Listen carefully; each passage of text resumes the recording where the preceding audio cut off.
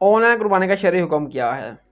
देखिए सऊदी अरब में तो ये बड़ी ज़िम्मेदारी के साथ आप बैंक में पैसे जमा करवाते हैं और आपको स्लिप मिलती है, गवर्नमेंट की तरफ से रजिस्टर शुदा स्लिप होती है, तो वो पूरी ज़िम्मेदारी से करते हैं। तो पाकिस्तान में जो रजिस्टर शुदा अदारे हैं जैसे शौकत खानम है, जमातुल मुस्लिमीन है, तो जो गवर्नमेंट की तरफ से बैंड ना हो जमात रजिस्टर्ड हो, उनकी तरफ से उनको आप पैसे दें, ठीक है, वो आपकी तरफ से कुर्बानी कर देंगे।